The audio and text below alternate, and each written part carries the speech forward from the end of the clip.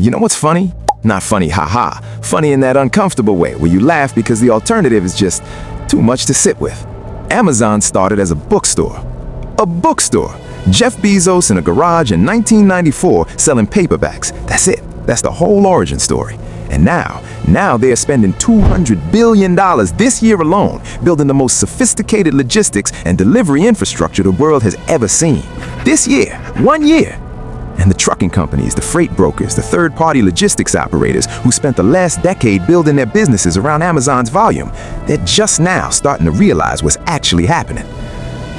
Now, what they thought was happening, what is actually happening, there's a difference. And that difference is going to cost some of them everything. Here's what we're getting into today. First, what Amazon has actually built. Not the warehouse you picture, something much bigger, much quieter, and almost impossible to compete with once you understand the full picture. Second, what the $200 billion number actually means for every logistics operator, every carrier, and every freight company that has been moving Amazon's goods. Because it's not just a big number, it's a message.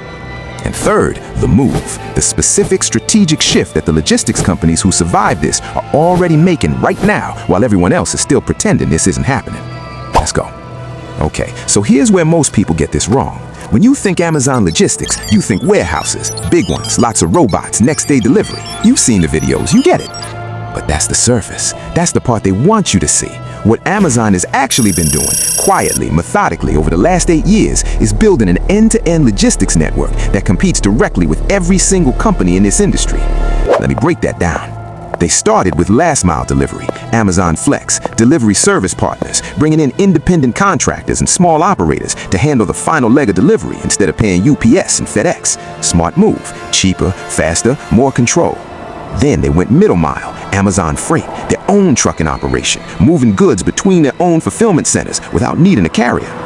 Then Air, Amazon Air, their own cargo airline, 50 aircraft and growing, no longer dependent on FedEx or UPS air networks for time-sensitive shipments. And then, this is the part that should make every logistics professional watching this stop what they're doing. They regionalized. 76% of Amazon orders in the US are now fulfilled within the customer's own local region. 76. That means the product never travels far, the route is short, the cost is minimal, and the need for large-scale freight carriers drops dramatically. They didn't announce this. There was no press release that said, "We are eliminating our dependency on third-party logistics." They just built it, quietly, while everyone was watching the warehouses.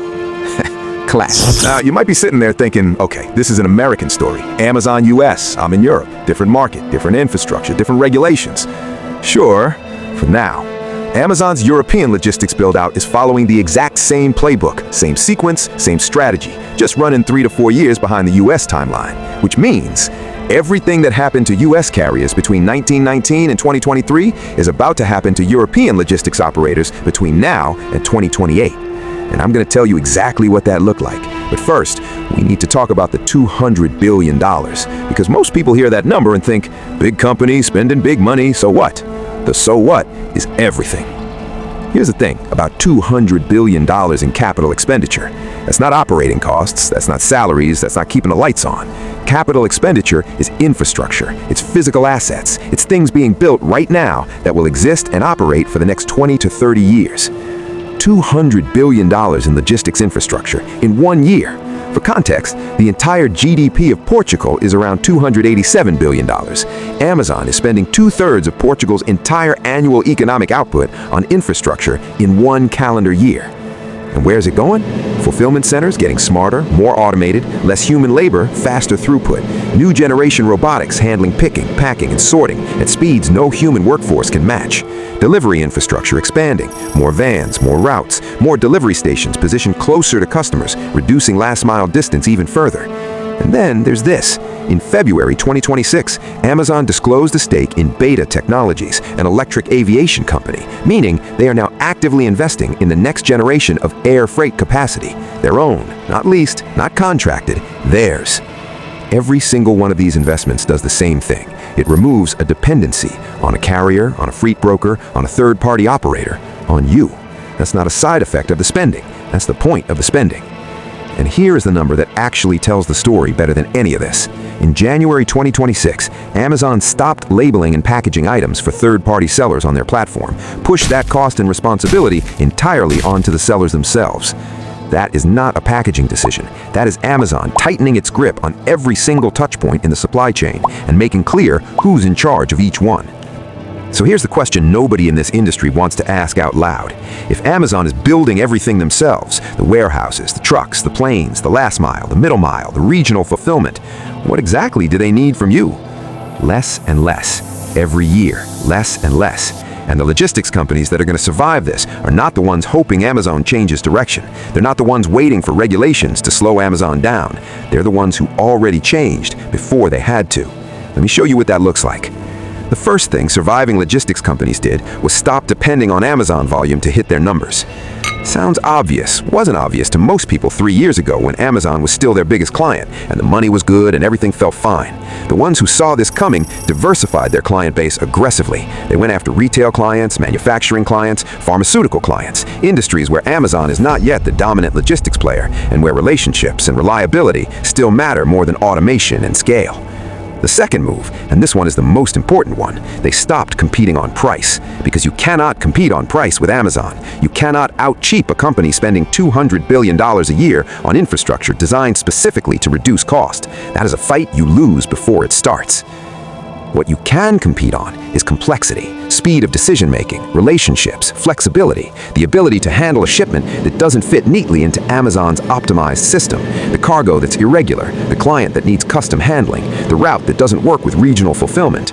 Amazon's system is powerful because it is standardized, and standardized systems have gaps. Those gaps are your business now. The third move, technology adoption. Not Amazon-level technology, but enough to be credible. The logistics companies gaining ground right now are the ones using real-time tracking, digital freight platforms, predictive route optimization, not because they out-tech Amazon, but because their clients, the ones Amazon doesn't fully serve yet, now expect this as the baseline. If you're still running operations on spreadsheets and phone calls in 2026, well, that's a different conversation we need to have.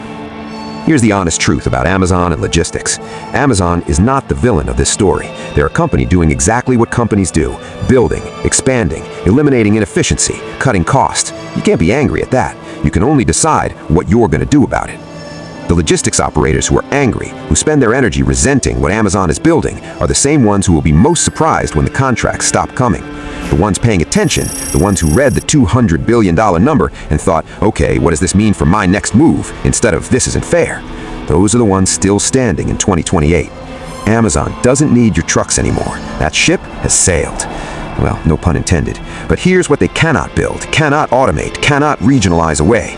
The relationships you have with clients that need more than a standardized system can give them. The expertise in your specific lanes. The flexibility that comes from being a real human operation that can make a decision in 10 minutes instead of running it through an algorithm. That's your edge. That's always been your edge. The question is whether you're building on it right now or waiting until Amazon makes the decision for you. That's what Cargo Intel is here for. The moves happening right now that will define who survives the next 5 years in this industry and who finds out too late. Subscribe, share this with someone in your network who is still treating Amazon like a client instead of a competitor.